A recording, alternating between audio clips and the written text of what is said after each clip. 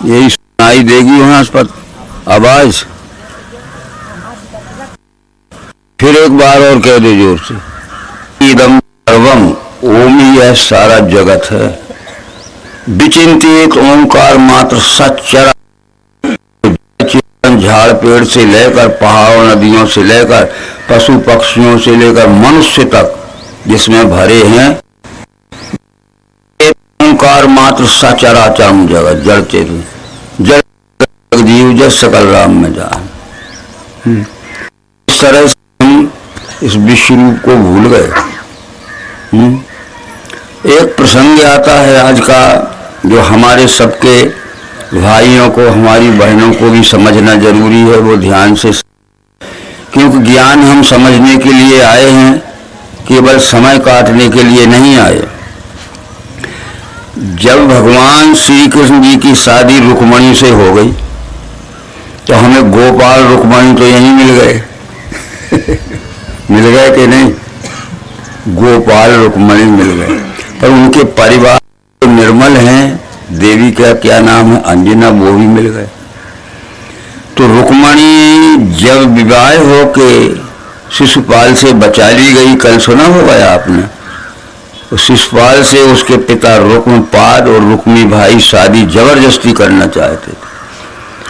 उसने हर प्रकार का प्रयत्न किया कि मैं नहीं कराऊंगी, जबरदस्ती करोगे तो जाने के पहले आत्महत्या कर लूंगी। श्री कृष्ण ने बचा लिया, बड़ा युद्ध हो गया, उसमें कटे बड़े लोग, पर बच गई रुक्मणी। जब विवाह हो गया श्री कृष्ण जी से, तो एक दिन रुक्मणी श्री कृष्ण के पास बैठी थी। इसमें भागवत के 10वें स्कंद के 60वें अध्याय में लिखा है, एक दिन रुक्मणी भगवान श्री कृष्ण के पास बैठी थी, जिन्हें गोपाल भी कहते हैं। कहते नहीं अपन कि छोटी छोटी गऊं, छोटे छोटे ग्वाल, छोटे से हैं मेरे मदन गोपाल। रुक्मणी ने पूछा कि आपकी प्रतिमा बनाकर पूजते हैं लोग, फोटो को पूजते हैं, क्या सार होगा उससे? इसमें पढ़ लेना है, आप लोग खुद पढ़े लिखे हो। तो कृष्ण ने कहा कि मेरी प्रतिमा या फोटो रख ले तो हर्ज नहीं है, पर मेरे ज्ञान ही मेरी फोटो है। जो ज्ञान मैं देता हूं उस ज्ञान से समझो, ज्ञान से सभी कर्म अर्पण करना मुझे, निराश निरहंकार अशोक बन के लड़ो अर्जुन।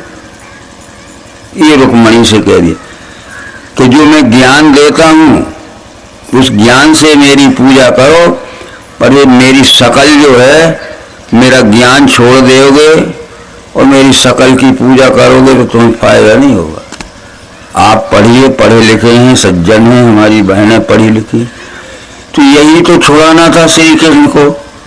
वो फोटो अथवा पत्थर की, मिट्टी की प्रतिमा रखने के लिए मना नहीं करते थे, परंतु जो ज्ञान मैंने दिया है, व्यास जी को दिया है, अर्जुन को दिया है और भक्तों को दिया है, गोपिकाओं को, वो ज्ञान से ही मेरी पूजा करो, ज्ञान से सभी कर्म अर्पण करना मुझे, निराश निरहंकारी अशोक बन के लड़ो, फिर चाहे जो काम करो। तो रुक्मणी ने कहा कि आज तक तो मैं समझती थी कि आपकी फोटो ही पूजने से फायदा होगा, आपने फोटो का, प्रतिमा का मना तो नहीं किया, पर जिस शरीर से ज्ञान दिया गया उस ज्ञान की पूजा करो। ले भैया, जो रुक्मणी पूछती है, कौन सा ज्ञान दिया था आपने? ईश्वरा सर्वभूतानां हृदय से अर्जुन तिष्ठति, ईश्वर सब भूतों के हिये में पार्थ है बसा, यंत्राकार फिराता है भूतों को निशक्ति से, उसके शरण में जाना। जो ज्ञान मैंने दिया है कि चराचर सृष्टि के रूप में दिख रहा है, ये विश्व रूपी ईश्वर है, अपने स्वकर्म के द्वारा सच्चाई से, समर्पित भाव से सेवा करना। कोई मजदूरी करता हो तो विश्वरूप को पहचान के करे कि हम विश्वरूप की मजदूरी कर रहे हैं, श्रम विभाग। तो कोई व्यापार भी करता हो तो हम विश्वरूप की सेवा में व्यापार कर रहे हैं। व्यापारी के पास जब ग्राहक आवे तो व्यापारी की दृष्टि ये रहना चाहिए कि विश्वरूप परमात्मा आया है सामान खरीदने के लिए। ग्राहक में जब परमात्मा देखा जाएगा तो घटिया माल नहीं दिया जाएगा और नाजायज पैसा नहीं लिया जाएगा। सत ही लेना सत ही देना, तुम भूलो ना। अरे तुम मेरी फोटो पूज रहे हो, मेरे ज्ञान से विपरीत चल रहे हो, तो वो व्यापारी जो वैश्य होता है तीसरा वर्ण, वो उनकी पहली नजर होना चाहिए कि परमात्मा आया है मेरी दुकान पर सामान लेने के लिए। ग्राहक में परमात्मा देखो, क्योंकि सब ही में तो मैं हूं। तो उसको ऐसा करना, ज्यादा पैसे मत लेना और तौल के कम मत देना। अभी हम क्या करते हैं, ग्राहक जाता है, हम लोग किसान हैं और भी हैं, गेहूं काटते हैं, धान काटते, उड़द काटते हैं, घर में भूसा निकाल के तौल के ले जाते हैं। हम 5 किलोग्राम तौल के ले गए और थोड़े और डाल लिए, थोड़े बहुत। जब दुकानदार के यहाँ गए तो वो तराजू के नीचे आधा किलोग्राम का कुछ बांधे है, हम ले गए थे 5 किलोग्राम। उसने कहा भैया ये तो 450 ग्राम है, 950 ग्राम है, देखो आधा किलोग्राम ले लिया नहीं। और जब अपनी शक्कर देने लगा 1 किलोग्राम तो 950 ग्राम दे दी। वो घटिया पैसे, हमारे सामान 1 किलोग्राम को 950 ग्राम तौल लिए उसने, गेहूं या उड़द, कितने कम घाटा कितना हो गया हमें, आधे 500 ग्राम। और जब अपनी शक्कर देने लगा तो देना था तो 950 ग्राम, 500 ग्राम शक्कर। ऐसा व्यापारी हमें नहीं चाहिए कि मेरी फोटो को पूरे पूरे झगड़ा करे, समझ रहे। सत ही लेना सत ही देना, तुम भूलो ना तुम भूलो ना। सो है आदि अनादि अस सत, ये सत विष्णु परमा है, आदि अनादि है। अरे तज कर गए जीव जी बहुमत, अरे उस विष्णु परमात्मा को छोड़कर ये जीव बहुत से भ्रम में पड़ा हुआ है। भटकत फिरे फिरावे, फिर 1000 जन्म भटकेगा और फायदा नहीं होगा। यह बात तो पहले भी निकल चुकी है जो हमने आपको बताई थी। 7वें अध्याय के 14वें 7वें स्कंद के 14वें अध्याय के में लिखा है। ये प्रतिमा पूजन कब से शुरू हुए? दृश्वा तेषा मिथो निराम वज्ञानात्मनाम त्रेतादिशु हरेर चर्चा क्रिय कव्य कृता। जब सतयुग में ज्ञान पूरा था, सतयुग योगी विज्ञानी कर ध्यान करें। त्रेता में ज्ञान था मगर 2, 4, 10, 20% कम गया। एक द्वापर में तो ज्ञान भूलने लगे लोग। तो ये इन लोगों को कहा कि एक काम करो, प्रतिमा बना लो। जिसकी प्रतिमा है उसकी शक्ल देखो और उसने जो ज्ञान दिया है वो किताबें भी पढ़ो। तो हम अकेली प्रतिमा को हाथ नहाया धोया, हाथ जोड़ के चले गए। इसी तरह से दूसरा वर्ण क्षत्रिय है, जो न्याय रक्षा करता है, क्षत्रिय को कहते हैं। किसी देश का हो, किसी जात का हो, कोई पंथ का हो, किसी युग का हो, क्षत्रिय जो काम करते हैं हमारा रक्षण करते हैं पुलिस के रूप में। बड़े बड़े अधिकारी रहते हैं, एसपी रहते हैं, डीएसपी रहते हैं, सर्किल इंस्पेक्टर रहते हैं, इंस्पेक्टर पुलिस रहती है, ये अपना रक्षण करने वाले हैं। कोई झगड़ा करता है बच्चे आते हैं इस तरह से। और फिर जब केस जाता है तो वहां जज बैठा है अपना फैसला करने के लिए। इस क्षत्रियों को भी ये ज्ञान होना चाहिए कि परमात्मा आया है अपराधी के वेश में, तो निरपराध को रिश्वत लेके सजा न देना। अभी तो अपराधी नहीं है पर रिश्वत लेते सजा बोल दे, और अपराधी है तो रिश्वत लेके छोड़ देते। इस ठीक न्याय नहीं कर रहा। मेरी शकल को पूज के जाते हैं ये घर में और वहां बुबू, समझ रहे हो कि नहीं? इसी तरह हम ज्ञानी हैं, ज्ञानी को शिक्षक कहते हैं, शिक्षक यानी ब्राह्मण। तो उनको भी चाहिए कि ज्ञान दे में सच्चा, और जो उनकी जरूरत के लिए है पैसा ले में उतना। अरे भाई उनको ज्ञानी लोगों को भी घर द्वार है, बाल बच्चे हैं, खाना पीना लगता है, बीमारी होती, तेल साबुन लगते नहीं लगते, दवाई लगती है। तो ज्ञान तो देते हैं पर ऐसा ही ले लें कि जितने में अपने परिवार का चलता रहे बस। ये सत विष्णु परमात्मा ही सत है।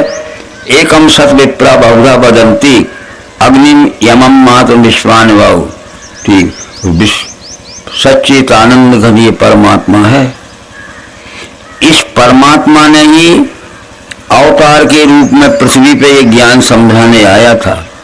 एक बात अच्छी तरह से समझ लीजिए, रामचंद्र जी ने कभी नहीं कहा कि मैं परमात्मा हूं, और कृष्ण ने कभी नहीं कहा कि मैं परमात्मा हूं।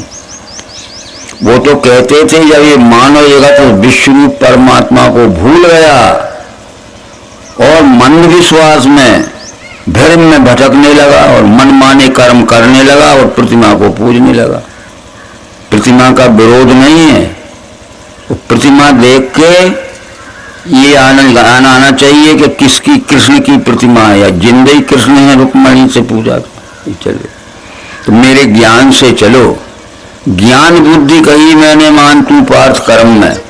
हे अर्जुन, तेरी बुद्धि को जो मैं ज्ञान दे रहा हूं तेरे कर्म करने के लिए दे रहा हूं, मेरे ज्ञान के अनुसार कर्म करना, बस मैं ज्ञान बताने वाला हूं। ठीक है, तो इस तरह से हम उनके ज्ञान के अनुसार चलें। वो कृष्ण की पूजा यानी ज्ञान के अनुसार आचरण करना है, उनके ज्ञान के अनुसार चलना है। तो ये सब संवाद बहुत 2 पेज में लिखा है, आप थोड़े में समझ लीजिए। 7वें स्कंद में आ गई थी बात, ये 10वें स्कंद के और 84 अध्याय के में आई थी। कृष्ण रुक्मणी संवाद लिखा है। रुक्मणी ने कहा आज मैं समझ गई सब बात, अभी तक तो मैं भी भटक रही थी, तो आज ही तो समझना है। दिन कैसे बीते जाते हैं सोचो निजी समय आज, कल का क्या पता होगा। वो मायरन जी कहते हैं दिन कैसे बीते जाते हैं सोचो निजी समय आज। अरे आज ही सोच लो, कल को मत बैठे रहना, कल पता नहीं क्या होगा। आगाह अपनी मौत से कोई बशर नहीं, सामान 100 वर्ष का पल की खबर नहीं।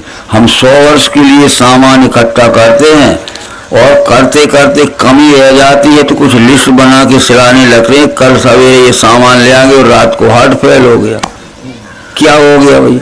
अरे दिन कैसे बीते जाते हैं सोचो निजी समय आज, कल के लिए मत, काल करे सो आज कर, आज करे सो अब, तो पल में प्रलय होता फिर करेगा कब। क्या था संवाद किसका? रुक्मणी ने कृष्ण जी से पूछा।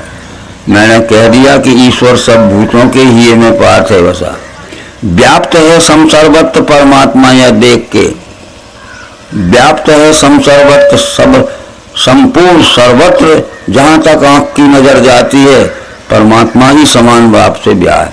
रामायण में लिखा है व्यापक विश्व रूप भगवाना ते धर एक चरित कृतनाना, विश्व में व्यापा हुआ विश्व का रूप ही विश्व रूप भगवान है। वो अनेक प्रकार के स्वरूप धारण करके अपना काम कर रहा है। जो है तो जब ज्ञान का समय आता है तो ज्ञानी बन जाता है, जब लड़ाई का समय आता है तो क्षत्रिय बन जाता है, और व्यापार का समय आता है तो व्यापारी बन जाता है वैश्य, और सेवा का समय आता है तो वो सेवक भी बन जाता है। मेरी तरफ देख ले रुक्मणी, मैं चारों काम करता हूँ। अभी मैं महाभारत युद्ध के बीच में खड़ा हूँ और तू कह रहा है कि मैं युद्ध नहीं करूँगा, युद्ध छोड़ के भाग जाऊंगा भीख मांगने के लिए। तो दोनों तरफ सेना खड़ी है और हथियार चमक रहे हैं, मारो मारो चिल्ला रहे, पर तू भाग रहा था भीख मांगने के लिए, तो वो लड़ाई की बात छोड़ के मैं तुझे ज्ञान दे रहा हूं। तो तू जाएगा तब भी मरेंगे, अगर तू छोड़ के भाग जाएगा तो युद्ध मुझे भी करना, अभी ज्ञान भी दे रहा हूं और तू जाएगा तब भी ये मर, तू युद्ध छोड़ के भाग जाएगा तब भी मुझे मानना पड़ेंगे। और न ये ज्ञान का समय आया न युद्ध करने का समय आया, तो मेरे घर में गायें बनी हैं, गोपाल हूं मैं, वो गायें चराने जंगल में चला जाऊंगा। जैसे कहा 2 दिन में समझा, तो पर ध्यान देने का भी समय नहीं है, कोई तिथि नहीं है, लड़ने का भी नहीं है, तो फिर गायें कौन चराएगा। अच्छा, नौकरानी बीमार हो गई और गायों ने, मेरे घर में हजारों गायें हैं नंद बाबा के यहाँ, कितना गोबर करती होंगी तो मैं गोबर समेट के भी कंधे थोपूंगा। पूर्ण पुरुष है कृष्ण, याद रखो। पूर्ण पुरुष, पूर्ण पुरुष का नाम है जो छोटे से छोटे काम करने में शर्म नहीं मानता है, बड़े से बड़ा काम कुशलता से कर सकता है। हम तो भैया ये झाड़ू लगाने में शर्म लगेगी, इसी को बुलाएंगे तुम लगा दे, वो कहे मेरी तबीयत खराब है, अरे लगा दे फिर सो लाइए।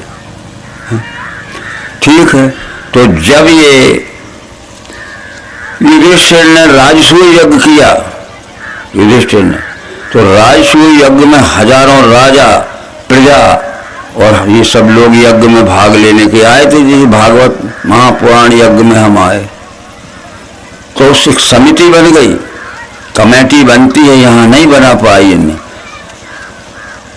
कोष अध्यक्ष हो गया, दुर्योधन के जितने पैसे आएंगे मेरे पास जमा होंगे। एक कमेटी कोष अध्यक्ष। स्वागत अध्यक्ष हो गया दुशासन, उसका भाई कि जितने आएंगे सबका स्वागत मैं करूंगा, मौके पे एक काम होगा। परंतु ये सामान आना है, लाना है, कितना सामान किस दिन यज्ञ में खर्च होगा खाने पीने में। एक अध्यक्ष हो गया, सब अध्यक्ष बन गए, पानी वाला कुछ वाला। ये बात आई कि जब हजारों लोग आएंगे तो उनको भोजन कराना पड़ेगा, तो भोजन कराने के पहले पांव धोना पड़ेगा। वो पत्तलों पे बैठेंगे, उनको खाना खिलाने की देख रेख करना पड़ेगी, और पत्तलें छोड़ छोड़ के भाग जाएंगे तो पांव कौन धुलाएगा और उनकी ड्यूटी पत्तलें कौन फेंका। कोई नहीं बोला, बड़े बड़े ज्ञानी बैठे थे, कोई नहीं बोला। अरे युधिष्ठिर तो यज्ञ करते रहे थे, राजसूय यज्ञ, नहीं बोले उनको। अर्जुन भी नहीं बोला, युधिष्ठिर अर्जुन को कहना था कोई नहीं बोलेगा तो हम फेंकेंगे पत्तलें और पांव धुलाएंगे, इंतजाम कर। तब कृष्ण ने खड़े होकर कहा कि इस काम में शर्म क्यों मानते हो, मैं पांव धोऊंगा और पत्तलें फेंकूंगा। बोले वो युधिष्ठिर समझते थे कि मैं राजा बनने जा रहा हूं राजसूय यज्ञ में, अर्जुन समझते थे कि मैं उनका सहयोगी बनूं। ये बिल्कुल नहीं बोले। क्यों नहीं बोलना था जब वो काम करवा रहे थे यज्ञ? तो कृष्ण बोले आधा घंटा तक चुपचाप रहे लोग। अरे हमसे पत्तलें फेंकवाओगे, हमसे पांव धुलवा, ऐसा मन में सोचे। तो कृष्ण ने कहा कि भैया पांव मैं धुलाऊंगा और पत्तलें मैं फेंकूंगा। तो छोटे से छोटा काम करने में जो शर्म नहीं मानता है, और बड़े से बड़ा काम, इतना बड़े अवतार का काम, विश्वरूप दर्शन कराने का काम जो कृष्ण करता, तब उसे क्या कहते हैं? पूर्ण पुरुष, पूरा ज्ञानी, यानी परमात्मा का अवतार। अब कृष्ण जी ये नहीं कह रहे कि मैं परमात्मा हूं, वो तो कह रहे हैं व्याप्त है सम सर्वत्र परमात्मा, यह देख के, मुझे देख के नहीं, व्याप्त है सम सर्वत्र परमात्मा, यह देख के फिर आत्म प्रेम नहीं त्यागे वो पावे परम गति।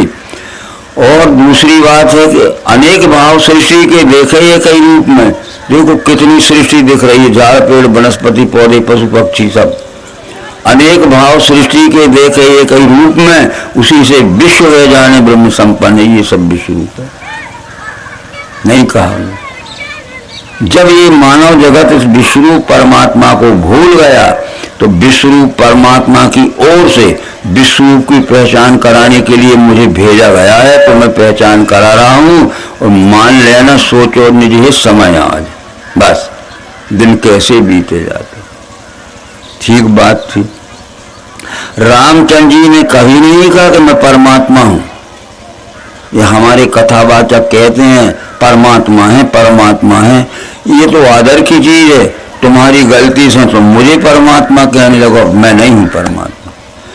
तब इसके प्रमाण हमें रामायण में मिलते हैं कि जब रामचंद्र जी का धर्म स्थापना का काम पूरा हो गया और उन्हें अब जाना चाहिए, अपना भी कल हो जाएगा श्रीमद् भागवत महापुराण का सप्ताह समारोह, चले जाएंगे हम भी अपने तुम्हारे। तो फिर इसके पहले रामचंद्र जी ने अपनी प्रजा को, ब्राह्मणों को और गुरुओं को बुलाया। एक बार रघुनाथ बुलाए, गुरुजन प्रवासी सब आए। सबको कहा ध्यान से सुनो, सुनो सकल पुरजन मम वाणी, कहो न कछ ममता उड़ानी। हे नगर निवासियों, हे ब्राह्मणों और गुरु, जो कुछ मैं कहता हूं ध्यान से सुनना, किसी स्वार्थ के वश नहीं कह रहा हूं कि मेरा स्वार्थ है। सोई सेवक प्रियतम मम सोई, मम अनुशासन माने जोई। वही मेरा सेवक है, दुनिया में सबसे ज्यादा प्रिय भक्त है, जो मेरे ज्ञान को मानेगा। लो, और मेरा ज्ञान जिसने नहीं माना, ना वो मेरा सेवक है ना मेरा भक्त है। सोई सेवक प्रियतम मम सोई, मम अनुशासन माने जोई। वही मेरा सेवक है और दुनिया में सबसे प्यारा भक्त है, जो मेरे ज्ञान को मानेगा। अरे ज्ञान क्या दिया था, आगे पढ़ो तो राम ज्ञान दे रहे हैं कि आकर 4,84,000 जौनी भ्रमय जीव अविनाशी, फिर सदा माया कर प्रेरा, काल करम गुस्सा वगैरह। ये जीव आत्मा कहाँ से चला है और कहाँ आया है, हमें मालूम है हम कहाँ से चले। अभी तो कहोगे कोई बमोरी से आया है, कहीं गुरु जी से आया है, ये चलना नहीं है। आकर 4,84,000, 4 खाने की 84 लाख योनि से चल के बड़ी मुश्किल से ये आदमी के शरीर में आए। आकर 4,84,000 जौनी भूमि है जीव अविनाशी, फिर सदा माया कर प्रेरा, काल कर्म गुण स्वभाव गिरा। कब हुक कर करुणा नरदेही देती इस विनहेव से। जब ईश्वर को दया आ जाती है तब ये ईश्वर जीवात्मा को मनुष्य शरीर में जन्म देता। राम ने ये नहीं कहा कि मैंने जन्म दिया है। आकर 4,84,000 जौनी भ्रमय जीव अविनाशी, फिर सदा माया कर प्रेरा, 1000 जन्म लुटता कुटता मरता उठता भोगता। तो कब मुख कर करुणा न देही देत ईश विनतेश ने। जब ईश्वर को दया आ गई तो ईश्वर ने मानव शरीर, जीव को मानव शरीर में जन्म दिया। और दूसरी बात भी रामचंद्र जी ने एक और कही कि जब राम रावण का युद्ध हो रहा था तो राम घबरा गए कि रावण पर ये विजय नहीं पा सकती और न सीता वापस मिलेंगी और न अयोध्या में का मुंह बताने जाऊंगा। रावण रथी विरथ रघुवीरा, देख विभीषण भव अधीरा। रावण रथ पर बैठ के लड़ रहा था, राम नंगे पांव लड़ रहे थे धरती में। विभीषण को भी दुख हो गया कि अरे महाराज विजय कैसे होगी, वो तो रथ पे बैठ के लड़ा, हथियारों का गट्ठा रखे, तुम थोड़े से धनुष बांध ले और धरती में नंगे पांव लड़ रहे।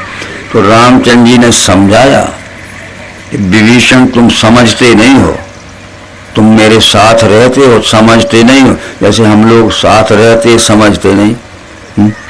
मेरा रथ बहुत बड़ा है, अजय रथ है, सूरज धीरज तीरथ चाका, सत्यशील दृढ़ पताका, बल विवेक दम परेत घोड़े, क्षमा कृपा समुतारा जी जोड़े।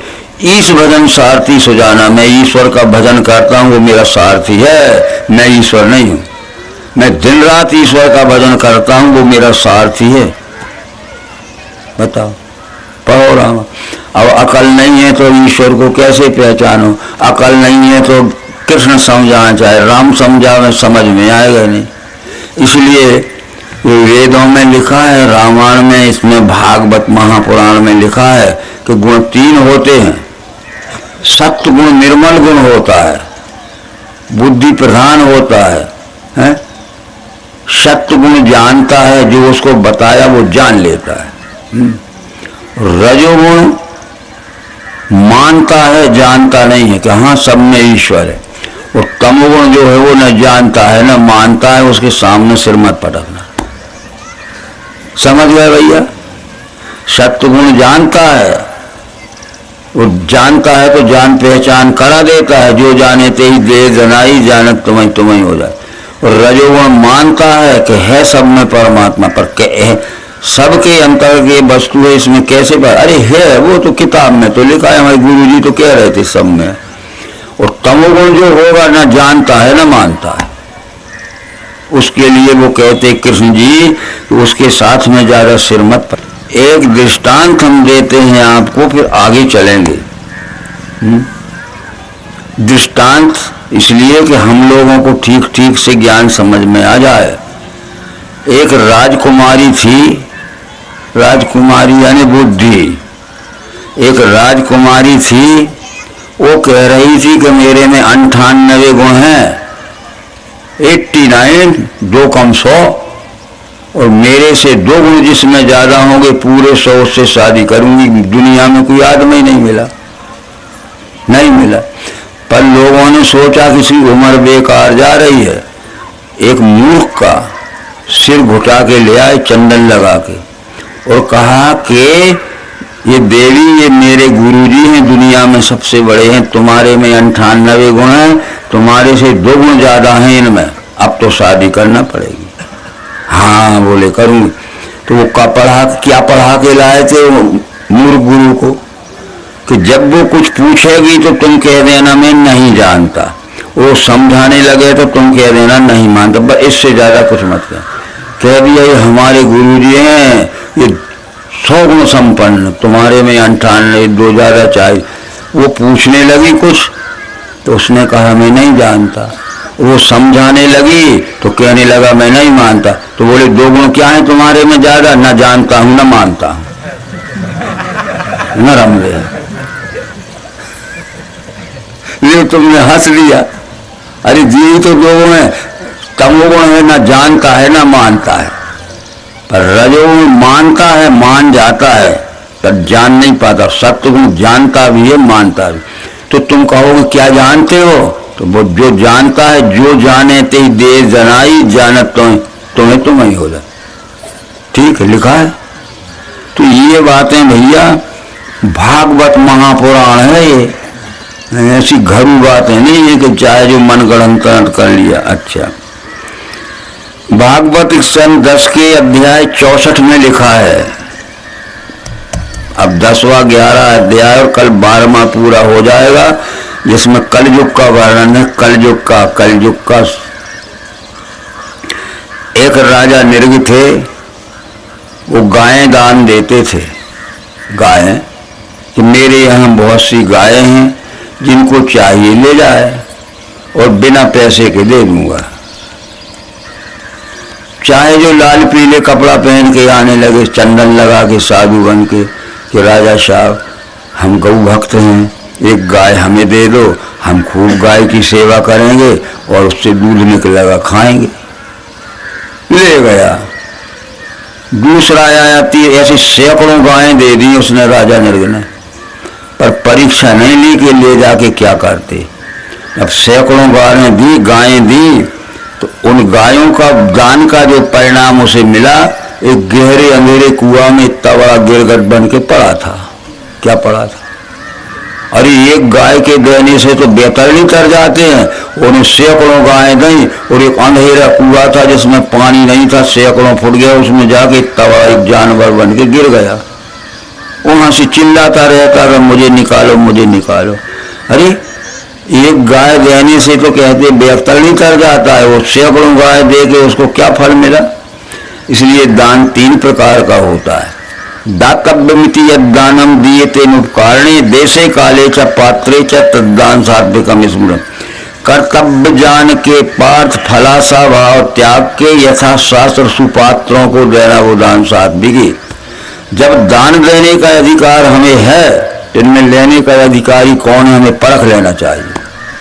वे नकली बन के आ गए थे साधु, वैसे कसाई थे। इधर तो पीला कपड़ा पहन के आ गए, चंदन लगा के आ गए, माला पहन के आ गए और ले गए, वहां काट लिए। उनकी देखा देखी दूसरा आया, तीखा देखी तीसरा आया, सैकड़ों गायें दान दी, नरक में पड़ा था। तो इसलिए ये कहते हैं कि कर्तव्य जान के पार्थ फलासा भाव त्याग के यथा शास्त्र सुपात्रों को, सुपात्र को दान देना चाहिए। दान देने का अधिकार तो हमें है कि ये वस्तु हमारी है, ये वस्तु हमारी है। जो वस्तु हमने चोरी से नहीं लाए हैं, रिश्वत से नहीं लाए हैं, हमने खुद ईमानदारी से कमाई है, तो अपने अधिकार की कमाई हुई वस्तु का दान देने का अधिकार हमें तो है कि नहीं? तो इसके पहले परख लेना चाहिए कि लेने का अधिकारी कौन है। हमने परखा नहीं तो क्या है, शांति देने वाले को भी नरक में जाना पड़ेगा। क्योंकि गाय तो तुमने दान में दी सैकड़ों, और कसाईयों ने काट काट के थी, तो कितना पाप लगा उसको सैकड़ों गायों की गौवध का। तो वो पड़ा था 100 फुट गहरे में, जानवर चिल्ला रहा था। हजारों महात्मा आए कि मुझे निकाल ले निकाल ले, बोले इतना वजनदार था कि वो निकला ही नहीं। अब श्री कृष्ण निकले थे उस रास्ता से, इसमें लिखा है, वो चिल्ला रहा था, कृष्ण ने उसको खींच लिया, उठा ले आ गया ऊपर और हो गया राजा नरक। बताओ। तो हमारे मन में जो हमने बुरे काम किए उनके अनेक अंधविश्वास भरे हैं, सैकड़ों अंधविश्वास भरे हैं, कुरीतियां, रूढ़वाद, अनेक प्रकार। ये समझाने वाले आते हैं, हमें नहीं समझा पाए। जब कृष्ण के ज्ञान को समझने वाला तत्वदर्शी आया तो समझा दिया और निकाल लिया हमें भ्रम रूपी कुएं से, और अब हम निर्भ्रम हो गए। हम सच्चा पहचानेंगे और सच्चा दान देंगे, बस सत्य ही लेना। तो ये सब बातें आप ज्यादा समझते जाइए। अब भागवत के 10वें स्कंद की 84 अध्याय में लिखा है, कृष्ण जी के पिता ने बहुत बड़ा यज्ञ किया था, उसका शीर्षक है वसुदेव का यज्ञ महोत्सव। और एक कृष्ण के पिताजी ने एक बहुत बड़ा यज्ञ किया था, उसमें लिखा है 10वें स्कंद के 84 अध्याय में कि बहुत बड़ा यज्ञ किया था। हजारों महात्मा, हजारों राजा और हजारों प्रजा बुलाई थी, जैसे आए थे, यहीं खाओ खूब रहो और ये यज्ञ में भाग लो। हम भी तो भागवत महापुराण यज्ञ में भाग लेने आए हैं। तो ये सब लोग जब आ गए, यज्ञ का अध्यक्ष कृष्ण जी को बनाया था मुखिया। तो जब सब बैठ गए तो कृष्ण जी स्टेज पे आए, सबको दंडवत प्रणाम किया। हे राजाओं, महात्माओं, सबके नाम लिखे इसमें सैकड़ों। उपस्थित सब जन समुदाय, मैं आज सबको देखकर कृतकृत्य हो गया। इतने लोगों का दर्शन हो जाना मेरी बड़ी पुण्याई का कारण था। परंतु मैं एक बात कहता हूं कि यज्ञ हम किस लिए कर रहे हैं। अध्यक्ष ये तो बताए कि इस यज्ञ करने का हेतु क्या है, ये भी तो बताएं क्या हेतु। ये कहते दुनिया का को ज्ञान देने के लिए भागवत कर रहे हैं, तो लूटने मारने के लिए।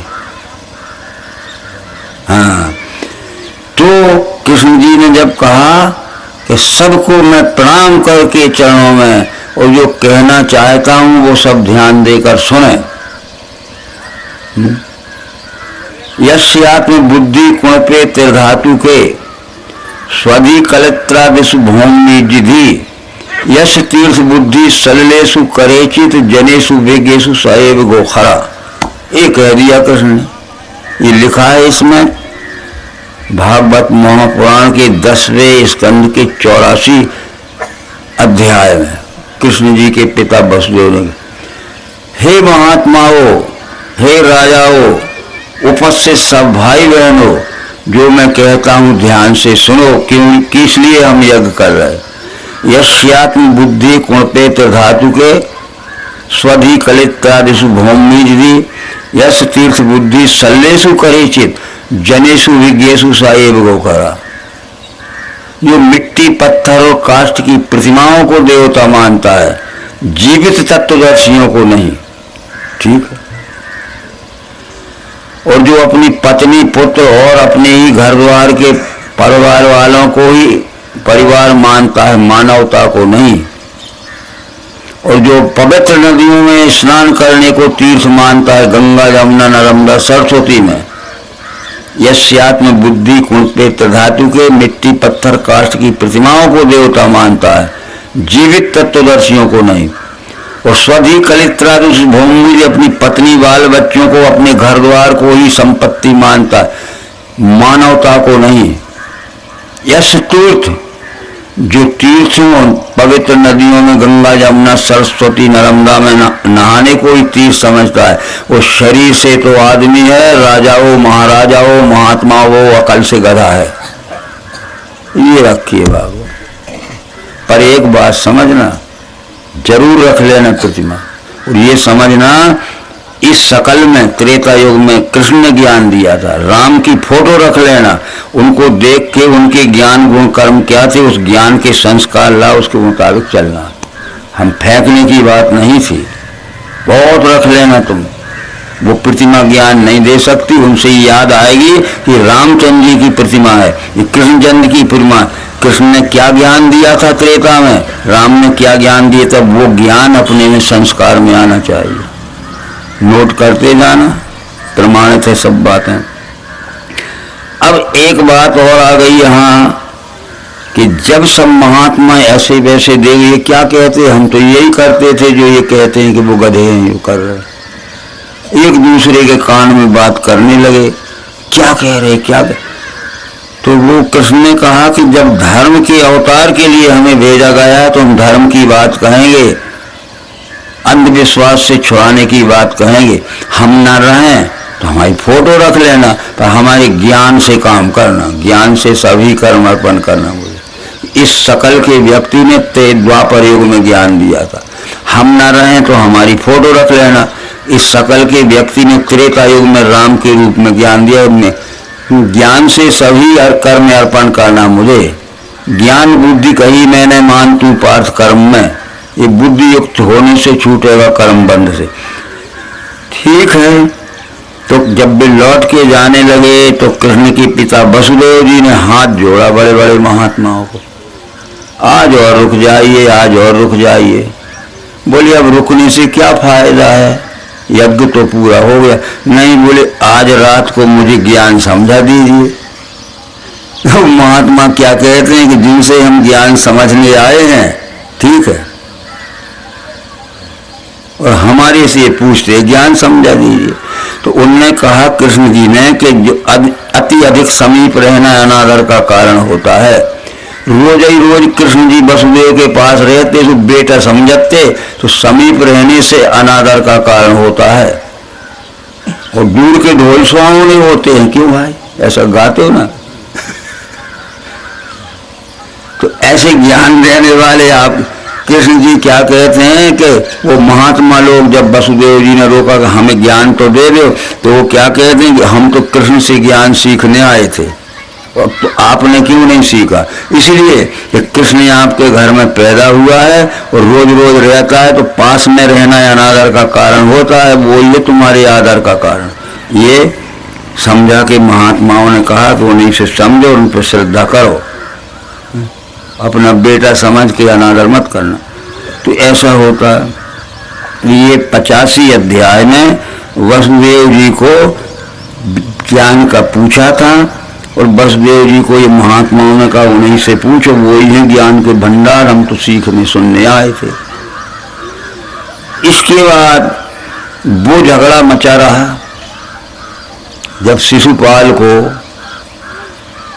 शिशुपाल से रुक्मणी शादी नहीं कराना चाहती थी, और उनके पिता रुक्मपाद ने और रुक्मी ने, बड़े भैया ने जबरदस्ती रिश्ता जोड़ दिया, पक्का कर दिया। हो गया, कुछ कर देते ना, अपन संस्कार क्या करते, आप कुछ दे आते हो बेटी को बेटा। फिर रुक्मणी ने कहा कि मैं तो नहीं कराऊंगी, अगर शिशुपाल से शादी होगी तो उसके पहले आत्महत्या कर लूँ। पर कोई नहीं दिखा। कृष्ण से प्रार्थना की, वो अब कल सोचेंगे कि मुझे दुनिया में बचाने वाला कोई नहीं दिखता कि रुक्मपाद और रुक्मी ये दिग्विजयी योद्धा हैं, यानी बड़े भारी राजा, इनके पास हजारों फौज है, कौन इनसे मरने आएगा। हाँ, आप मुझे युक्ति से बचा सकते हो, मैं निवेदन करती हूँ। तो बचाने के लिए आए थे कृष्ण जी बलराम जी के साथ, और बचा के ले गए थे, वो सब सुना होगा कल आपने।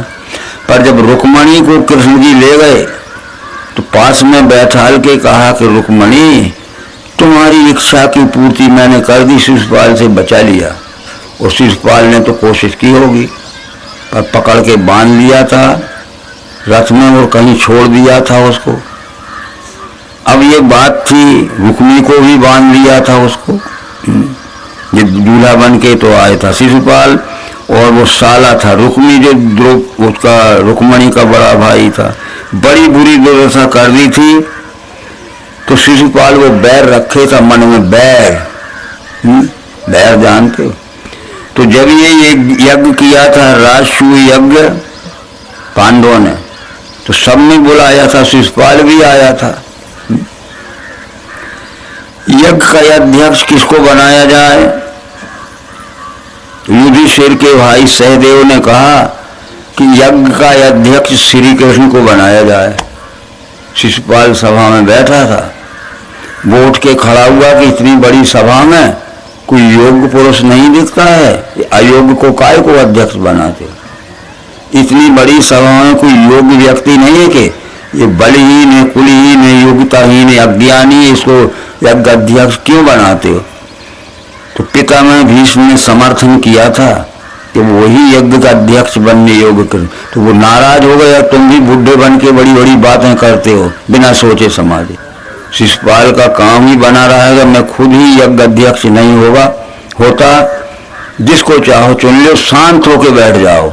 जब दोनों पक्ष पांडव और कौरव शांत होके बैठ गए तो कृष्ण जी उठे कि आज मैं शिशुपाल को मार रहा हूं और पांडवों पक्ष का कोई भी सूरवीर बचाने की कोशिश न करे और कौरव पक्ष का भी कोई भी सूरवीर बचाने की कोशिश न करे। आज मैं शिशुपाल को मार रहा हूं, पांडवों के पक्ष का अर्जुन भी क्यों ना हो, कोई भी हो, या तो कौरव पक्ष का कोई भी बचाने के, और वो शिशुपाल को बचाने की जो कोशिश करेगा मेरे हाथ से मारा जाएगा, चाहे पांडव चाहे कौरव। बैठे रहे, कृष्ण ने उठा के मार दिया और शिशुपाल का सिर गिर गया। लो, अरे यज्ञ बिगड़ गया, यज्ञ बिगड़ गया, चिल्लाने लगे लोग, बताओ कितनी बड़ी यज्ञ में हत्या हो। कृष्ण ने कहा यज्ञ का क्या बिगड़ गया, मर गया तो लाश ले जाओ और यज्ञ चालू रहने दो। ऐसे मौके पे क्यों मारा है आपने? बोले मौका था, इसलिए मारा कि मेरे 100 अपराध किए थे शिशुपाल ने, ऐसा पढ़ा होगा, पर मेरे किए थे, और 100 अपराध और भी कर लेता मेरे तो मैं सह लेता, पर भक्त भीष्म पितामह का अपराध किया है इसलिए मैंने मारा है। तो ये तात राम कर सहज स्वभाव, निज अपराध रिसाए न काऊ, जो अपराध भक्त कर ही राम रोष पावक हो। राम का या कृष्ण का सहज स्वभाव को उनके कितने ही अपराध कर ले वे गुस्सा नहीं हो, पर भक्त का अपराध करोगे तो नहीं छह सकते। इसलिए भीष्म भक्त का अपराध किया था, अपमान किया था, इसलिए मैंने वहां मेरे तो और सैकड़ों अपराध कर ले, तो भक्त का अपराध मैं नहीं सह सकता।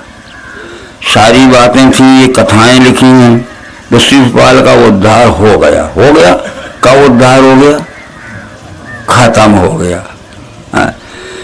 तो इस तरह से जरासंध भी आया था, वो जो जिसके डर से मथुरा से कृष्ण जी भाग गए थे द्वारका, अरे सबको बुलाए थे उनने, ये आपस में एक दूसरे के परस्पर रिश्तेदार थे, कोई दूर के रिश्तेदार थे, कोई सगे रिश्तेदार थे। तो जरासंध जब आया था तो उसने कुछ ऊंच नीच बातें की थी, इसने वो चला गया। अब ये निश्चय हो गया कि जरासंध को मारना है, पर उससे जीतना कठिन है। तो फिर जरासंध यहीं था हस्तिनापुर में, भारत में बेथे द्वारका में। भीमसेन को और अर्जुन को कहा कि मारना है जरासंध को, तो तुम दोनों भाई बन जाओ पहलवान, अच्छा पहलवान की पोशाक पहन, और मैं बन जाऊंगा पहलवानों का गुरु।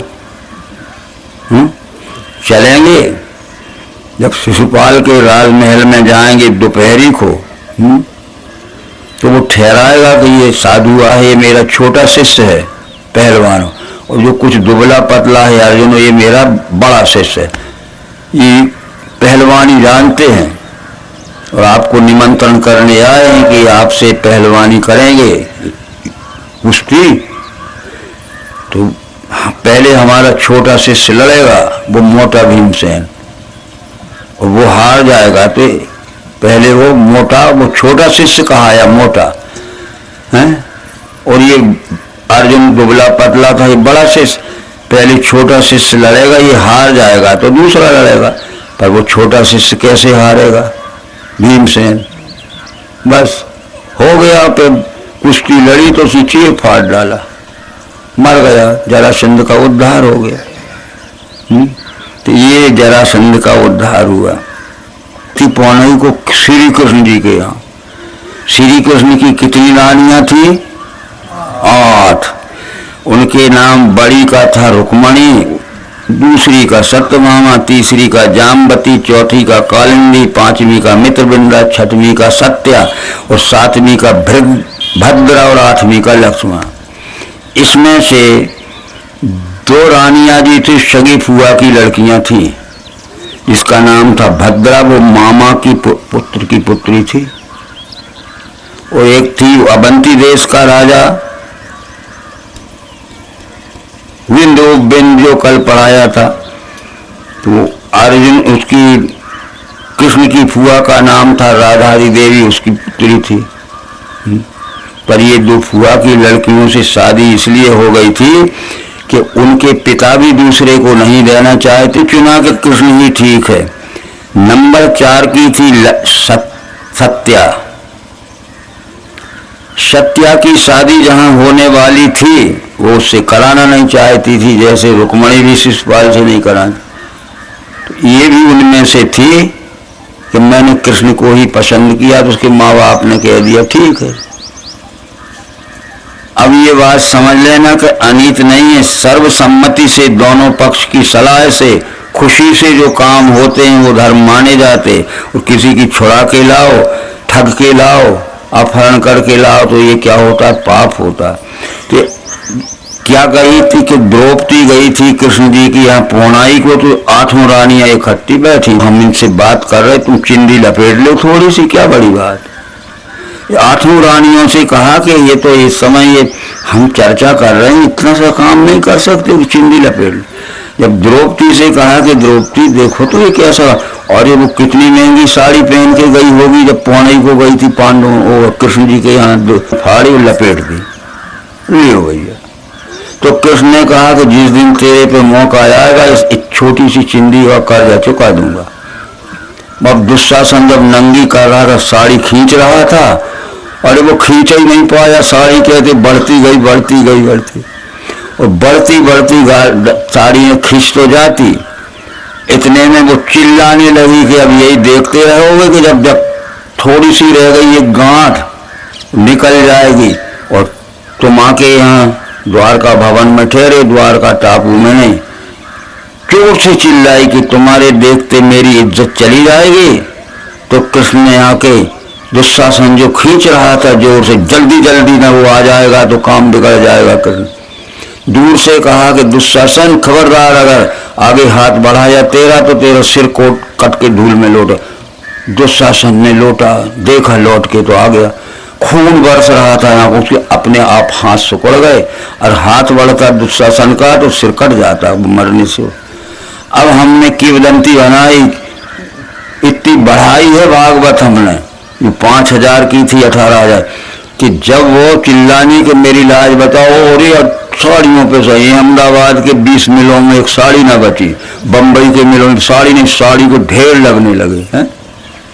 ये जोड़ी गई बातें हैं। वो तो क्या है कि जब ललकारा जोर से 100% गुस्सा से, खबरदार हाथ बढ़ाया गया तो सिर का ध्यान रखना, इस सिर कट के धूल में लौट जाएगा तेरा।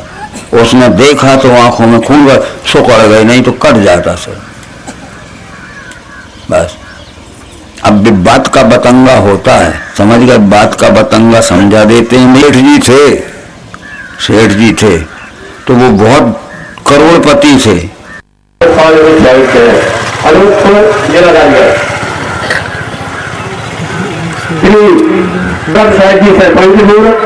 सिमरिया वो भी आए, अपने अध्यक्ष उनसे भी निवेदन है का स्वागत करें, आइए और स्वामी जी का स्वागत करें। इधर देखिए बाबू, जी का स्वागत करें।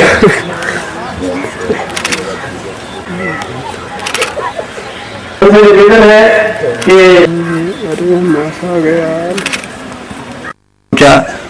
झाड़ पे कौवे बैठते, इनका भी हो सकता। चारों ओर देखो, अनेक रंगों का विस्तार दिख रहा है। ये एक ही विश्व है जिसमें दिख रहा है, अनेक भाव सृष्टि के देखे एक ही विश्व में, तो उसी को विश्व ही जानो। बस ब्रह्म संपन्न हो, वही पूरा ज्ञानी हो, बाकी तो सब न। ठीक बात, परंतु इसका क्या कारण वो कह रहे हैं, उसका कारण है ये 3 गुण होते हैं। प्रकृति से हुए पाप गुण सत्व रहित हो, अविनाशी आत्मा को ये कर्म बंधन है। जो परमात्मा की मूल माया है, तो परमात्मा की मूल माया है। आदि शक्ति ने जब उपजाया, उसने ही सारे संसार को उत्पन्न किया है। रामायण भी हम पढ़ते हैं, मम माया संभव संसारा। रामचंद्र जी कहते हैं मम माया संभव संसारा, जीव चराचर विविध प्रकारा। आदि शक्ति ने जब उपजाया, सो अवतरे मोरी है माया।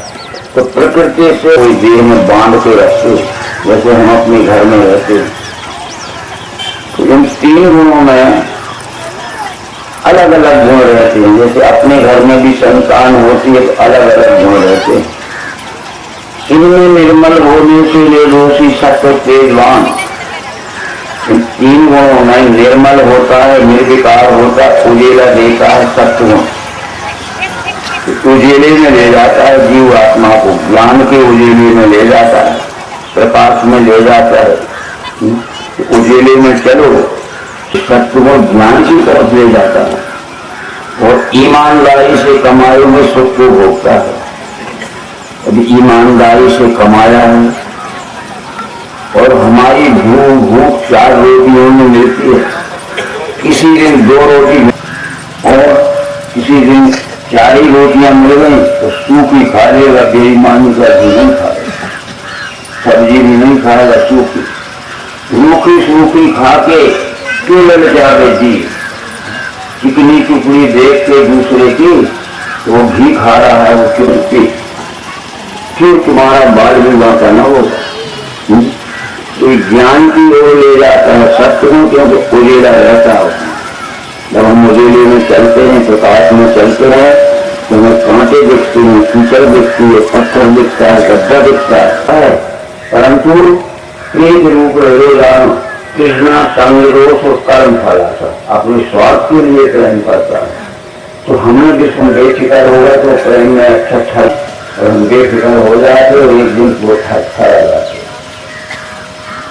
और जीव को मोड़ में डाले, मोड़ अज्ञान से कहो, अन्याय सृष्टि निर्धारण करता है तो ये दुख ही रहा है, ये कमाता है, किसी का नाम लेना नहीं है।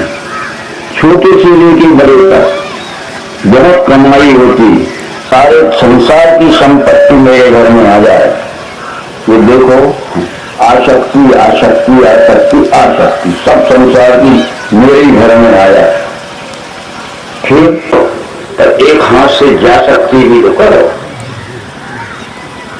एक घर में बालो गांव, दोनों हाथ उलीचिए, यही सियाना काम। जब हम नदी में चलते हैं, घर में लगा तो किनारे को जाना है, आदि धार में उलीचोगे तो नहीं उलीचा तो मझधार में डूब जाएगी। पानी बाढ़ो नाव में नहीं उलीचोगे तो पार नहीं लगोगे, नीचे में डूब पड़ेगी। अब समझ सकते हो तो समझो, और नहीं तो समझदार को इशारा काफी है। ये मत समझना कि हमने जो किया है उसका फल मुझे नहीं होगा, मुझे ही भोगना पड़ेगा। तो कल बात हमने समझाई थी, क्या समझाई? वो याद आखिरी दिन की याद करो। तो जो कुछ हमने बुरा किया है तो बांध से लेकर अगर मानेंगे, हमारे भाई बहन भी करें, हमारे भैया को मत बांधो, हमें दोनों को बांध रामायण ससुर जी को तो छोड़ दो, हमें बांध दो। बेटी नहीं, जिसने कर्म किया है देर अदेर कितनी ईश्वर के यहाँ देर रहती आई, तो फिर हमारा मनुष्य जन्म शरीर है मनुष्य का, तो उम्र सब पशु बच जा रही और अकल है पशुओं की, पशु उजाड़ते। कौन सा काम रुकता है? तो खेती बाड़ी नहीं हो सकेगी, नहीं मानते ईश्वर को, नहीं मानते ईश्वर। खेती बाड़ी में होगी क्या? होगी।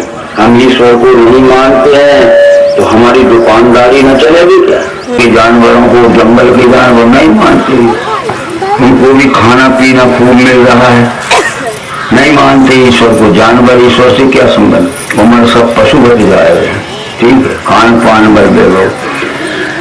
तो उसका मतलब ये है बंदर है ईश्वर को नहीं मानते हैं। एक आम के झाड़ को छोड़ देंगे, 4-5 फल खाने में उसकी भूमि कटर तो तो ये उजाड़ों की बंदी इसलिए नहीं हो रही है तो हमने ईश्वर को मत जाना है नहीं। बस समझो ये बात आपको हम कितना ही समझाओ तो मालूम होती। देख लीजिए हमारे मानव जगत में कुछ % मनुष्य छोड़ के, एक कवि ने कहावत लिखी थी, आप थोड़ा हंसोगे। हम कहते हैं, क्या कहते हैं, हो गई झूठी बात, जब प्राप्ति हो गई उसका काम है कि जो तुम्हें प्राप्त हुआ उसको दिखा के दूसरे को पहचान करा। नहीं हुई तो झूठा है, तुम्हें प्राप्त नहीं हुआ। प्राप्ति हो गई, ये सिद्धि प्राप्त करना है तो वो अपन पढ़ते हैं। आज सिद्धि ना लिख लिया हमने, क्या हो तो वो इस तरह की सिद्धि प्राप्त होकर अपने होने लगेगा। अपने समान कह रहे हैं अनन्य भक्ति हो मेरी धुनसारे से मुझे मिल जाए, मेरे अर्जुन तू मेरा अनन्य भक्त हो जाए मेरे। और जब तक तू अनन्य नहीं होगा तो तू कितना ही भाषण करना, कितना ही नखरे बताना, कितना ही भटकना नचना, वो तो मैं सब भीतर की बात जाना। ठीक है, तो ये उन लोगों को समझा दिया कि हम जो पढ़ के आए थे गुरु जी का, ठीक है, और हम करें विकार का और तुम रहो मथुरा में। बस आगे के धर्म का वर्णन होगा उसमें कल आगे सीढ़ी पे गुरु जब चले जाएंगे तो कल जुड़ जाएगा। परीक्षा चला गया सीढ़ी पे में चले गए तो कल जो भूल गया तो परीक्षा में दबाया, परीक्षा चला गया तो कल युग से भूल गया। कल युग को जो घुस गया है उसको इसमानाथ जन्म जम पापम दक्षनाथ क्रियामगम इमानाथ जन्म सहस्रेशु हंसी रेवा कर योग। नरंदा का कोई स्मरण करेगा तो एक जन्म से, दक्षनाथ जब नरंदा का कोई दर्शन करेगा तो अकेले कलयुग में नरंदा सैकड़ों जन्म के पाप से बचाए। तो पानी में डुबकी लगाने से नहीं, कलयुग में 5000 वर्ष जाने के बाद विष्णु परमात्मा का नव अवतार नरंदा किनारे आएगा। वो विष्णु दर्शन कराने वाले ज्ञान का आविष्कार करेगा, उसके ज्ञान में जो स्नान करना